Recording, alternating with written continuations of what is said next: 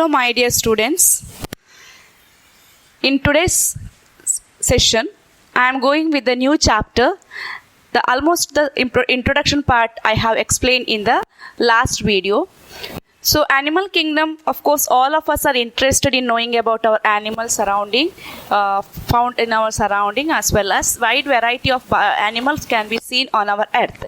To know about these varieties, otherwise we can also term it as to know our biodiversity is one of the interesting fact, as well as it is being a biology student or being a part of biology, it is essential for us to learn about our animal life.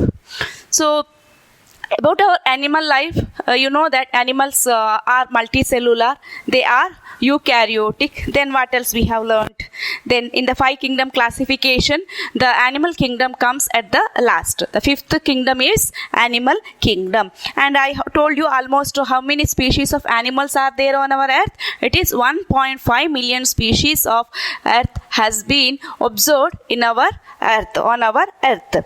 Now since there is a diversity of organisms are there, it is very important to classify these organisms. So some of the features are found common in some of the organisms. So we'll make them to put in one system, one classification. So for example, I told you we'll make it to put in one buckets. In a home and all, we used to keep the things separately in separate boxes, right? Sometimes dresses in we'll keep the buckets, uniform. Your mother might have keeping all these things in orderly, so that all at once you can go and get your things quickly.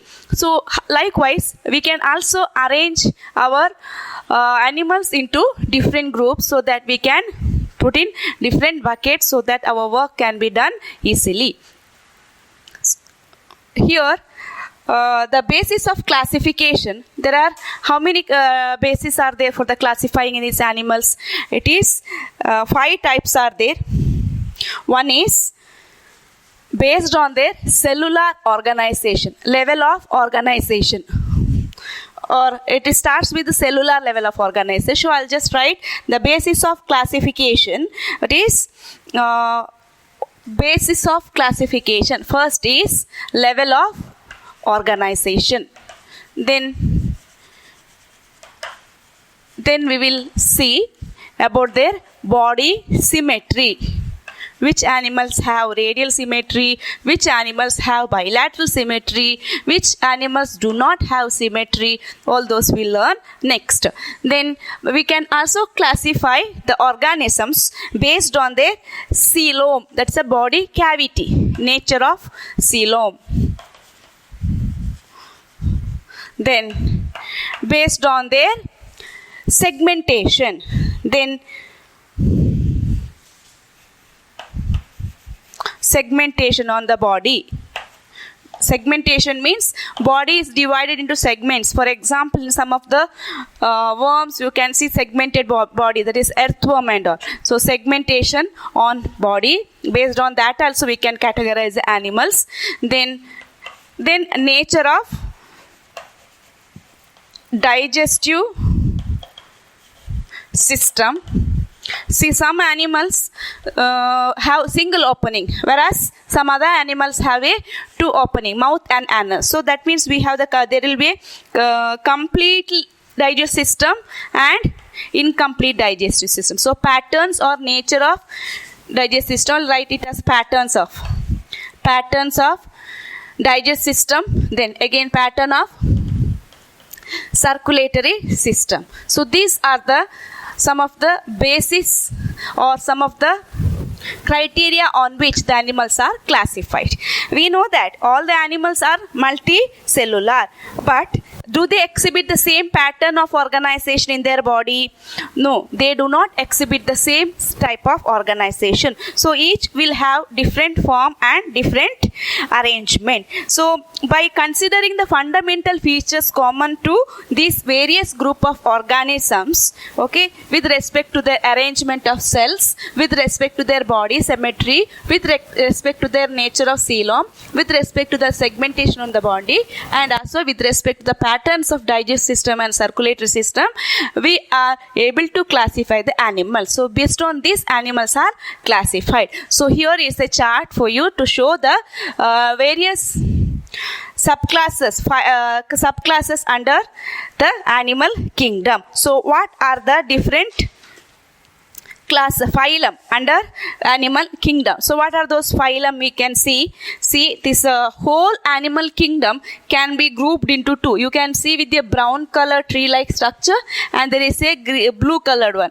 So the blue, that means invertebrate and vertebrata. So whole animal kingdom is divided into vertebrata and invertebrata. The difference between these two is that those who have the vertebral column, they are the vertebrates. Those do not have the vertebral column, they are called as invertebrates. So invertebrates, it includes, what are the groups it includes? Yeah, we have studied in the biological classification. Phylum, kingdom, Monera, then there it comes under the invertebrates. Now here it is in animal kingdom. Yes, in animal kingdom what we have understood. Yes, sorry, it is not related with this. Okay, kingdom Monera is bacteria different.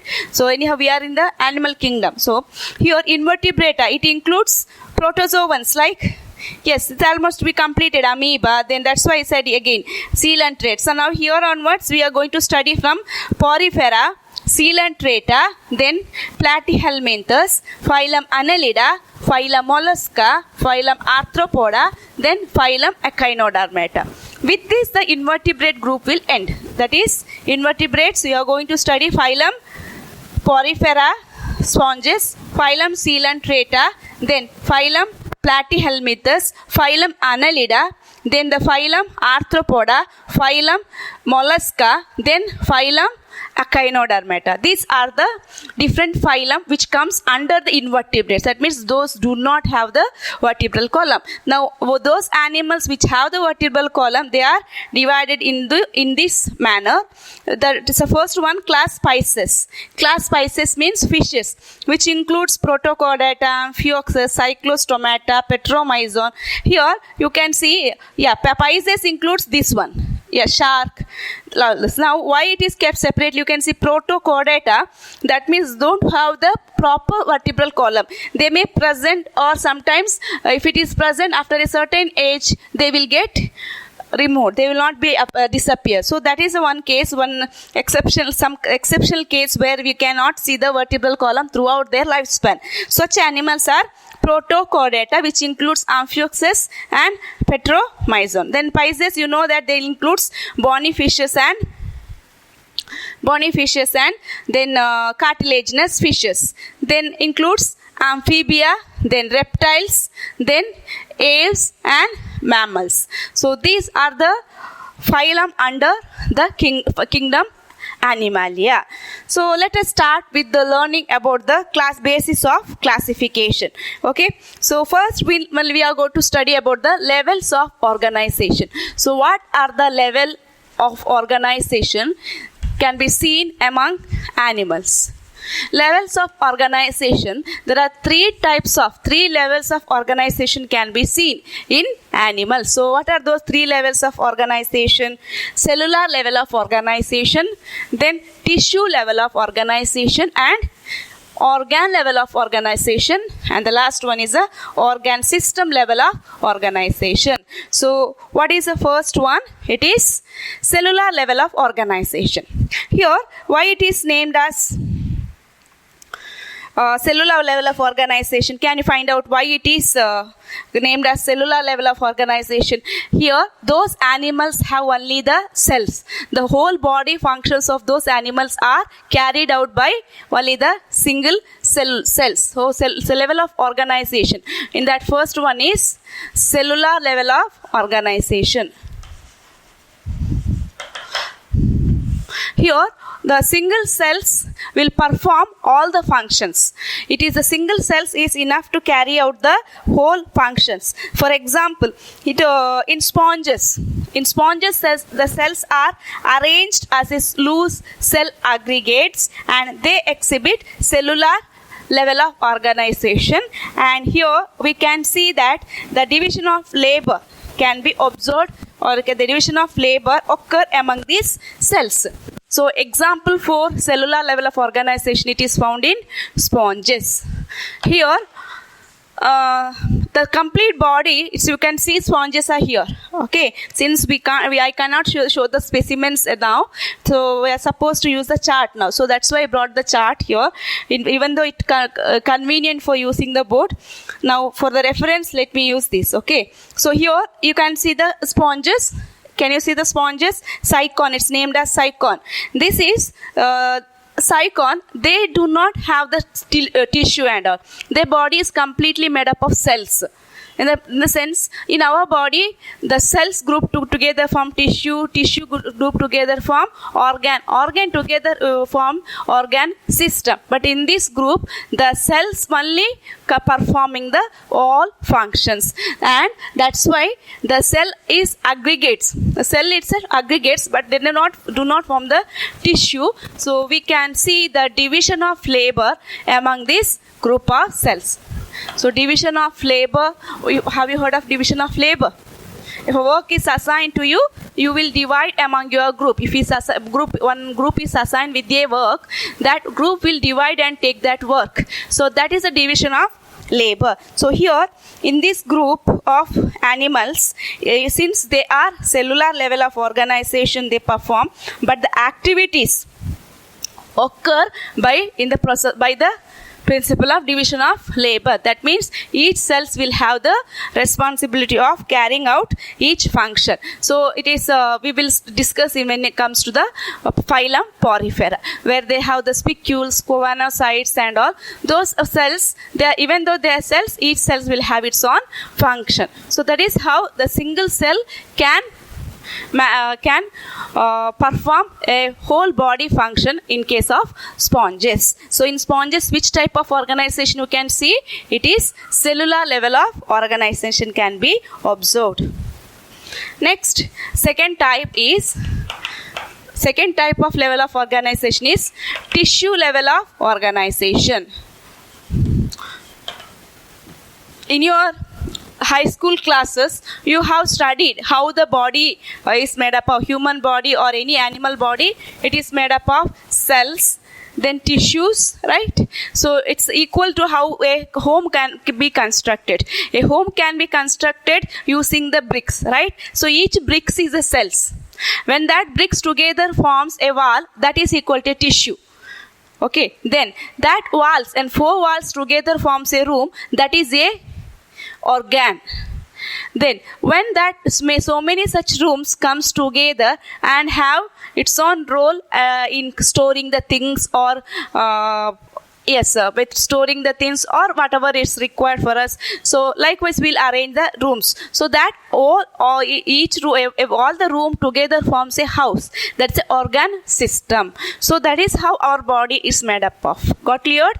Bricks is equal, just imagine like that. Bricks is equal to the cells, so walls are equal to the tissues. Then when 4 walls together forms a room, that is equal to organ, and such many organ when such many rooms comes together, it forms a complete home. So that many organs when joins together, or that organs are performing a function, particular function, that is a organ system.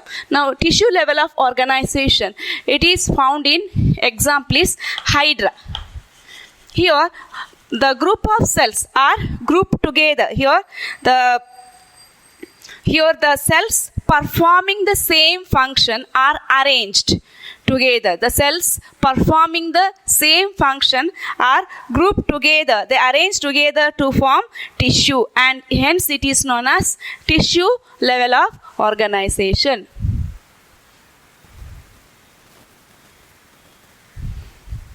When the group of cells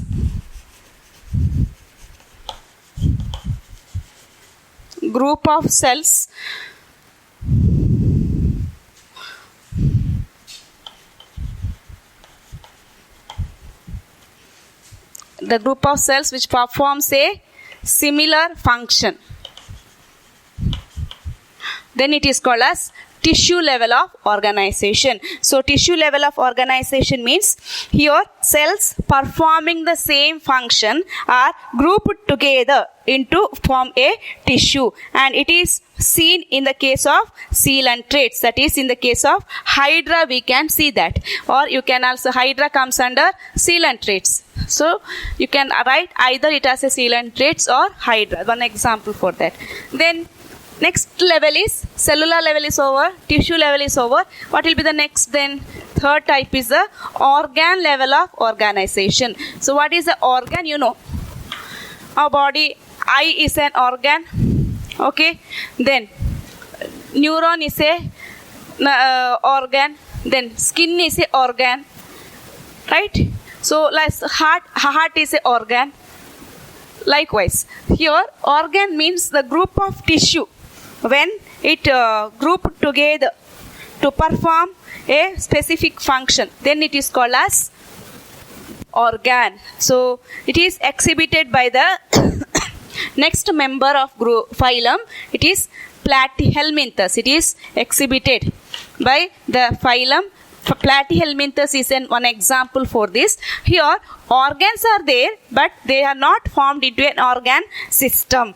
So here tissues are grouped together to form tissues are grouped together to form organ, and each organ is specialized for a particular function. Okay, each organ is particularly they are performing the one function. So you can take down that.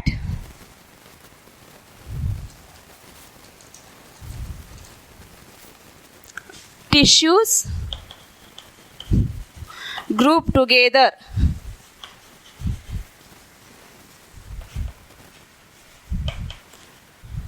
to perform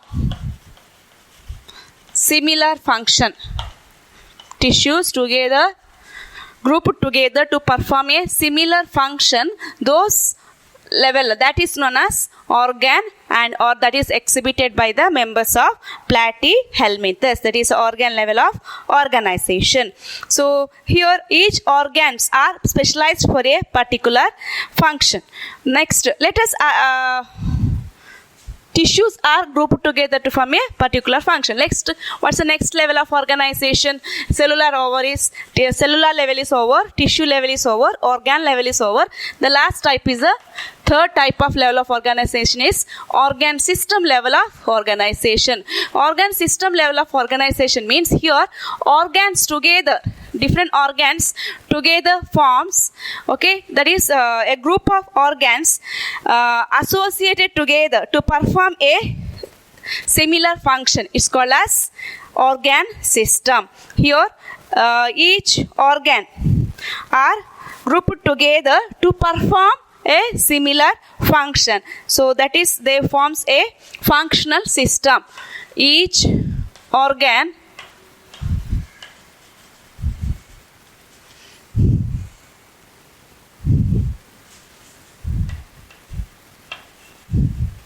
associated with a particular function. Each organ have associated with a particular specialized, or you can also use a word associated or specialized with a particular function. Each organs have specialized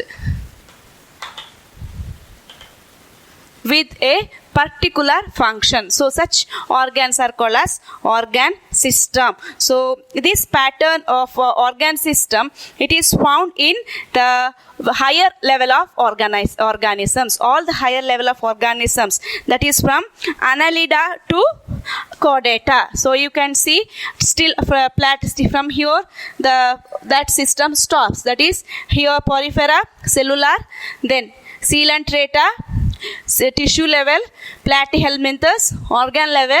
When it comes from Annelida onwards, it is all the group of organs. Annelida, Arthropoda, Echinodermata, then all vertebrates exhibit organ system level of organization. So the organ system level organization, we can give an example like digestive system. So the digestive system, it is consist of mouth, then esophagus, then comes the stomach, intestine, pancreas, liver, large intestine, small intestine, gallbladder. So all together, all those organs together form